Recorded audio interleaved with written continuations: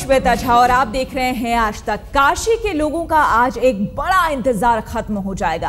काशी के अच्छे दिन के लिए आज एक बड़ी पहल होगी।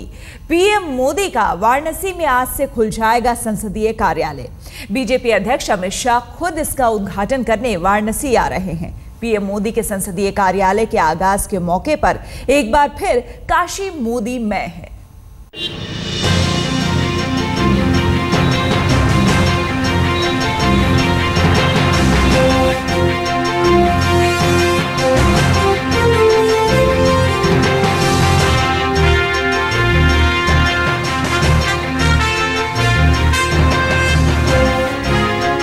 प्रधानमंत्री मोदी के बनारस की तस्वीर आज फिर बदली हुई है। बाबा विश्वनाथ की नगरी में आज फिर चहल पहल है। शहर भर में बड़े बड़े पोस्टर लगे हैं, बड़े बड़े खूबसूरत स्वागत द्वार सजे हैं,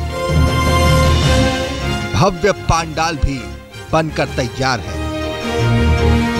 गंगा की नगरी देश के प्रधानमंत्री नरेंद्र मोदी और बीजेपी के शाह अमित शाह की तस्वीरों से पटी पड़ी है। नरेंद्र मोदी जिस दिन देश के प्रधानमंत्री बने उसी दिन वाराणसी की लॉटरी लग गई थी।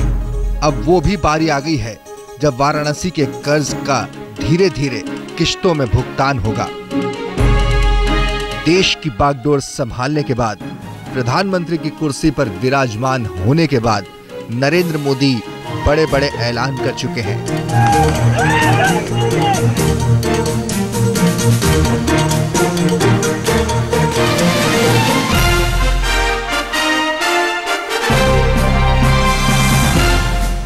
करीब करीब 3 महीने की सरकार चला चुकने के बाद देश ने मोदी सरकार के बड़े बड़े कारनामों को देख लिया है। लेकिन जिस वाराणसी ने मोदी को जिताकर दिल्ली भेजा, पहली बार सांसद बनाकर प्रधानमंत्री की कुर्सी तक पहुंचाया, वहां अभी तक सांसद कार्यालय नहीं खुला था।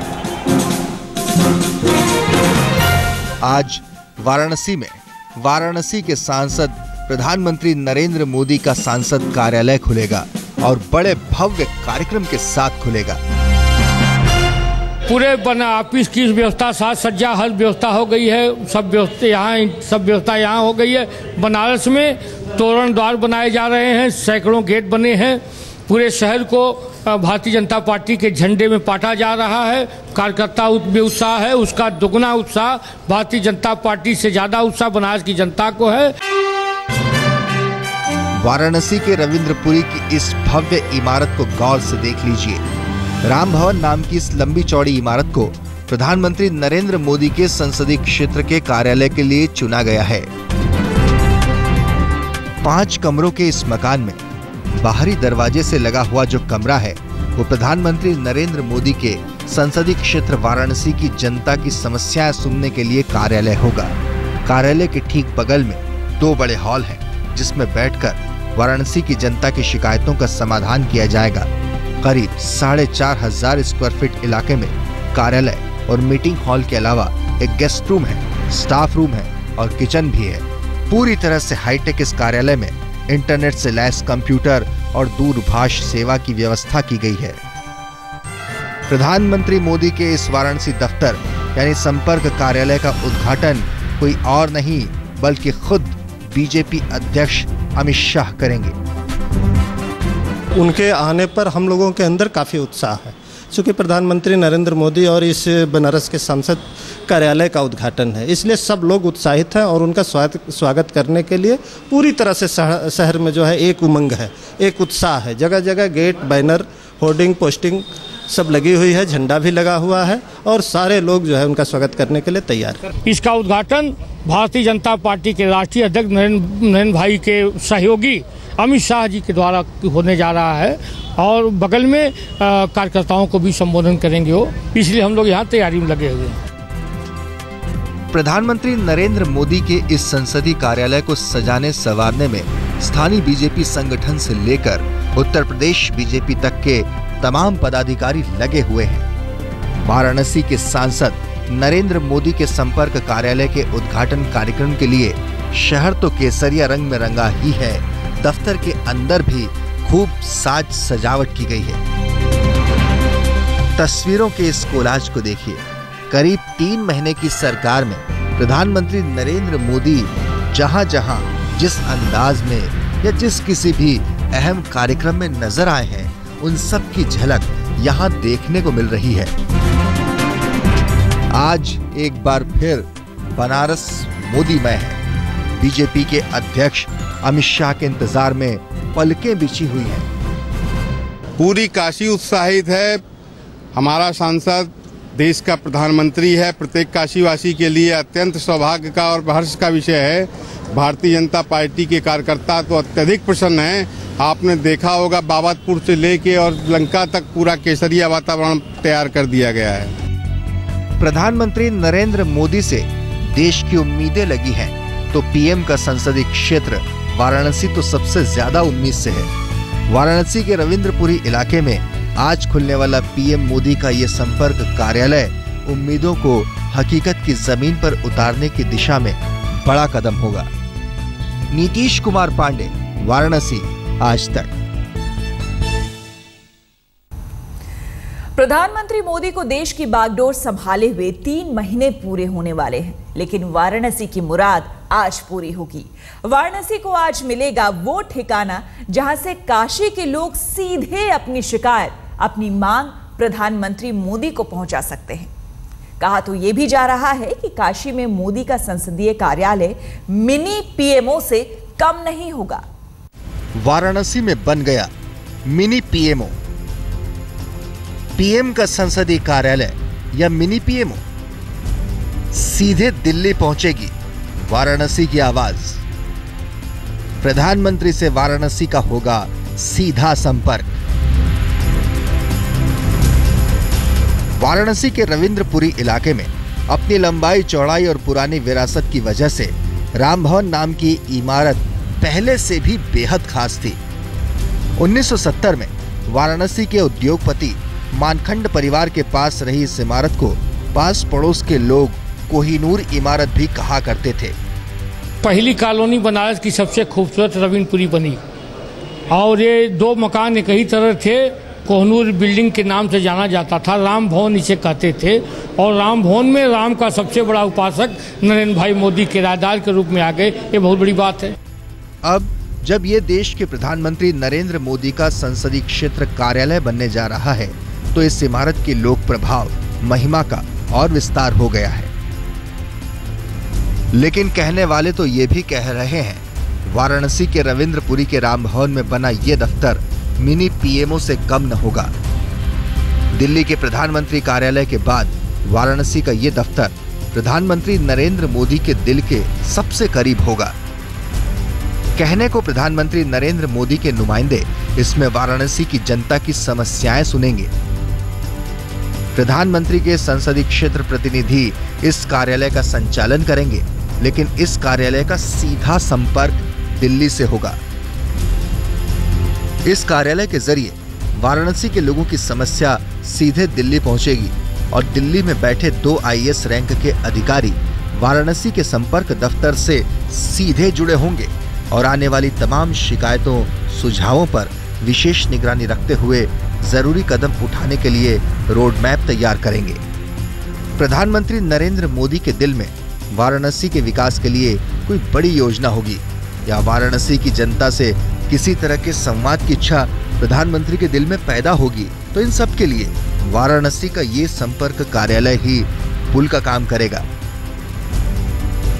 जनता की सुविधा, जनता की जो भी समस्या है, उस समस्या जैसी होगी उस प्रकार का उसका निस्तारण किया जाएगा। अगर किसी भारत सरकार की समस्या होगी तो उसको भारत सरकार के मंत्रालय द्वारा किया जाएगा निस्तारण। अगर राज्य सरकार की होगी तो उससे कराने का प्रयास किया जाएगा। नहीं राज्य सरकार के द्वारा होगी तो आंदोलन और तमाम तरह की चीज़ें हैं कराने का प्रयास किया जाएगा। ये माननीय सांसद जी का जनसंपर्क कार्यालय है। उसमें जो है पार्टी के कार्यकर्ता बैठेंगे। शिवचरण पाठक यहाँ के कार्यालय इंचार्ज हैं और तमाम सारे लोग जो जिम्मेदार होंगे वो लोग इस कार्यालय में बैठ के काशी में जो संसदीय क्षेत्र की समस्याएं हों उनका समाधान के लिए, उनके लेटर को लेकर उसका निदान कैसे किया जाए उसके लिए वो कार्रवाई करेंगे।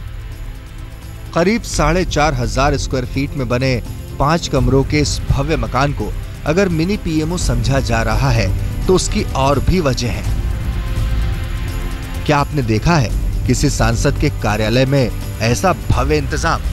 लेकिन ये देखिए कैसे प्रधानमंत्री नरेंद्र मोदी का वाराणसी का संपर्क कार्यालय तमाम आधुनिक सुविधाओं से लैस है। 2 बड़े हॉल हैं, 4 जो है कमरे जो है, एक बैठका है बैठक करने के लिए, और एक रेस्ट रूम है, और 2 जो है ऑफिस कक्ष है। तकरीबन 4,500 स्क्वायर फीट में है ये। वाराणसी के तमाम बीजेपी कार्यकर्ता इस दफ्तर के खुलने की खुशी में उत्साहित तो है ही, वाराणसी की जनता की उम्मीदें भी बढ़ी हैं। जिस उम्मीद से वाराणसी की जनता ने चुनाव में प्रधानमंत्री नरेंद्र मोदी को भारी मतों से जिताया, सांसद बनाकर दिल्ली भेजा और नरेंद्र मोदी प्रधानमंत्री बने, अब इसका फल वाराणसी को मिलने की बारी आ गई है।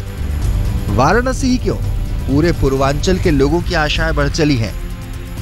प्रधानमंत्री मोदी ने 14 के चुनावी महासंग्राम में वाराणसी को इसलिए चुना था क्योंकि उनकी नजर पूरे पूर्वांचल पर थी।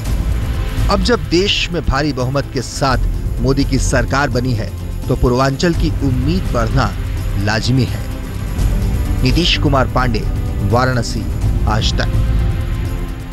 काशी के कर्जदार है प्रधानमंत्री मोदी। बाबा विश्वनाथ की कृपा और गंगा मैया के आशीर्वाद ने नरेंद्र मोदी को जीवन की वो तमाम ऊंचाइयां दे दी जिसका वो ख्वाब देखा करते थे।